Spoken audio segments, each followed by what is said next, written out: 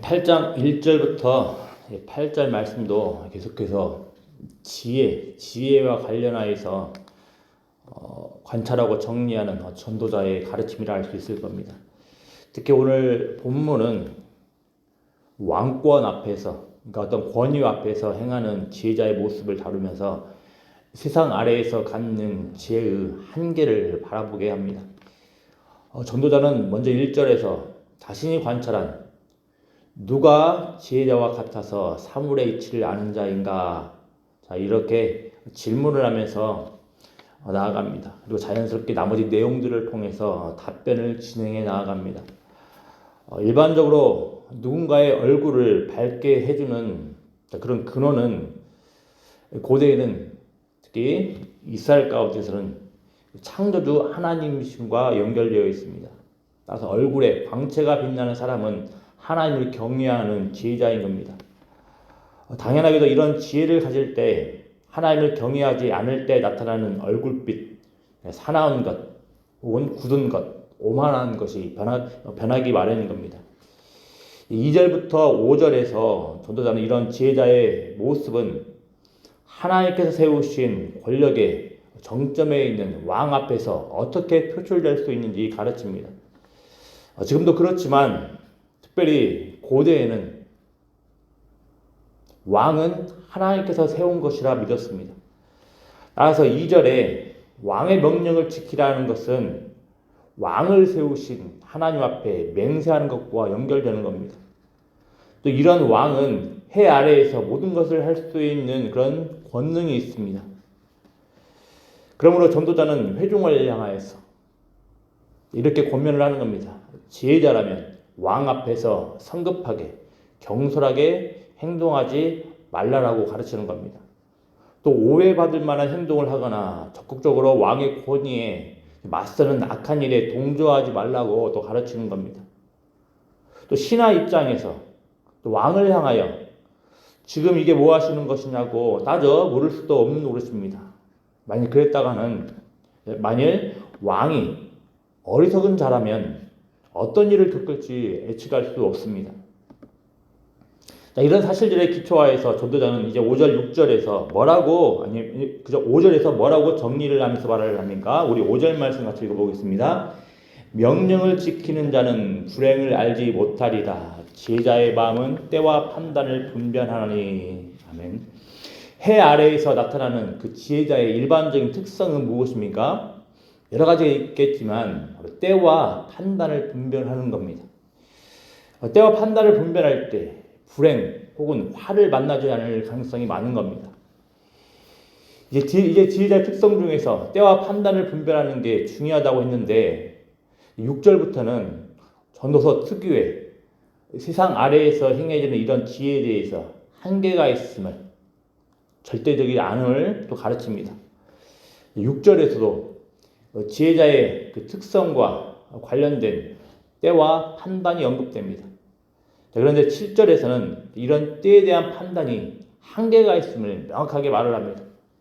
사람은 장래일을 알지 못합니다. 더 나아가서 이제 바람을 주장할 수도 없습니다. 죽음의 때를 결정할 수도 없습니다. 전쟁이 일어날 때 벗어날 수도 없습니다. 악이 그 주민을 건져내지 못하는 겁니다.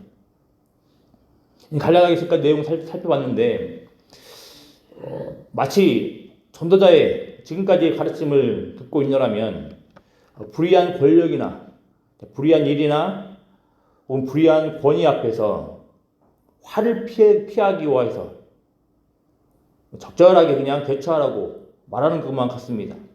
물론 그런 점도 있지만 핵심은 사람의 지혜의 한계를 가르치고 있습니다.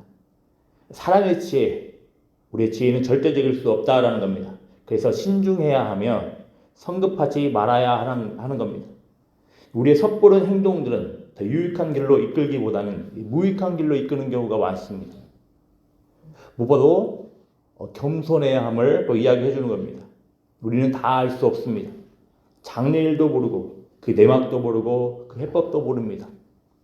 눈에 보이는 대로 겉모습을 보고 판단해서 섣불리 반응을 했는데 훗날 우리의 생각과는 전혀 다른 모습들이 펼쳐져 있음을 또 보기도 합니다. 겸손하다는 것은 문제 앞에서 그저 회피한다는 것도 아닙니다. 아까 말씀드린 대로 불의한 권력이나 불의한 권위를 그저 애써 모른 척 하라는 것도 아닙니다. 신중하게 지혜를 발휘해서 모든 것을 아시는 하나님께 모든 것을 맡기는 겁니다. 때로는 당장 신속하게 어떤 문제가 해결되지 않는 것처럼 보여도 하나님께 맡기고 기도하며 기다리는 지혜가 필요하다라는 겁니다. 또 한 가지 살펴볼 내용이 있습니다. 전도사가 상당히 번역 부분에 있어서 여러 가지 모습들이, 여러 가지 내용들이 나타나는데, 유력한 또 번역들을 또 말씀드리면, 6절 말씀을 보면, 6절 말씀에 우리 새번역 성경에서 이렇게 또 번역을 하고 있습니다. 우리가 비록 장래일을 몰라서 크게 고통당한다 해도 모든 일에는 알맞은 때가 있고 알맞은 방법이 있습니다. 이렇게 번역을 합니다. 약간 지금 논조가 좀 바뀌어 있습니다. 또 8절에서는 끝의 부분들을 보면 악이 그의 주민들을 건져낼 수는 없느니라 이렇게 우리 개정에서는 말하고 있는데, 악은 행악자를 놓아주지 않는다 이야기를 하고 있습니다. 이런 내용들을 고려를 하면 하나님께서 세우신 권위를 가지고 사람들에게 고통을 끼치고 있는 그 왕이나 권력자들을 그냥 내버려 두지 않음을 알 수가 있는 겁니다. 지혜자들이 나름 앞에 살펴본 대로 지혜롭게 대처를 한다 할지라도 그 지혜는 한계가 있어서, 그리고 사람이라는 건 한계가 있어서 불의한 왕은, 어리석은 왕은 이들을 고통스럽게 할 수 있습니다. 고통이 결국에 끼치게 할 수 있습니다. 하지만 그렇지만 하나님은 그럼에도 불구하고 이 모든 과정들을 그냥 넘어가지 않으시고 그저 계속해서 보고 계신다는 것을 알 수가 있는 겁니다. 따라서 그것들을 바라봤을 때 하나님께서 모르신다, 하나님께서는 불의에 눈 감고 모른 척하고 계신다, 이렇게 생각할 필요가 없다라는 겁니다. 우리는 다만 하나님의 때와 판단, 방법을 모를 뿐입니다. 그래서 모든 것을 알고 계시는 하나님께 맡기는 것이 근본적으로 필요하다는 겁니다. 우리의 지혜는 늘 한계가 있음을 늘 정직하게 인정을 하는 모습이 필요하다는 겁니다. 이것이 여호와를 경외하는 자의 모습입니다. 이런 모습 가운데에서 혹이라도 국가적으로도 그렇고 또 여러 가지 사회 여러 가지 전반부의 모습을 본다 할지라도, 우리 개인적으로 본다 할지라도, 가정의 모습을 본다 할지라도 우리가 나름대로 지혜롭게 대처하고 나아감에도 불구하고 여전히 변하지 않는 모습들이 있고, 여전히 하나님께서는 전혀 반응할 모습을 보이는 것 같지 않는 것처럼 보인다 할지라도, 그런 와중 가운데서 우리가 가져야 될 모습은 무엇이겠습니까? 하나님께 겸손해야 한다는 겁니다. 우리의 지혜는 한계가 있습니다. 우리는 다 모릅니다. 가장 완벽하게 지혜로우시고, 그리고 이 모든 가정 가운데 완벽하게 돌아보고 계시고, 또 완벽하게 가장 복된 해법을 제시하실 여호와 하나님을 경외하며 그분께 맡기며 기도하는 모습이 가장 복되다라는 겁니다. 이런 모습들을 가지고서 여호와를 경외하는 복된 모습으로 하나님께 영광 올려드리는 은혜가 있기를 기도합니다. 기도하겠습니다. 아버지 하나님 감사합니다. 하나님 말씀 앞에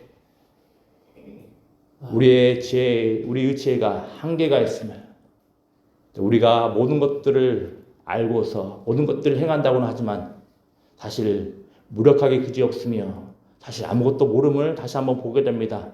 하나님, 이런 모든 상황 가운데에서 모든 지혜의 근원이신 여호와 하나님을 바라볼 수 있도록 은혜 더하여 주시기를 소망합니다. 아버지 하나님, 우리의 지혜가 한계가 있음을 정직하게 인정하게 하시고 그 하나님께 모든 것들을 맡기며 기도하며 나아갈 수 있는 복된 성도를 낼 수 있도록 은혜 더하여 주시기를 소망합니다. 특별히 불의한 이 세상 가운데서 혹이라도 여러 가지 이해되지 않는 우리 주변의 모든 일들을 통하여서 낙담하지 않게 하시고 좌절하지 않게 하시고 모든 것들을 다 알고 계시는 하나님께 맡기며 그분께서 또 가장 복된 길로 인도하실 거라는 그 믿음을 가지고 나아갈 수 있는 복된 성도님들 될 수 있도록 은혜 더해 주시옵소서. 예수님의 이름으로 기도드립니다. 아멘.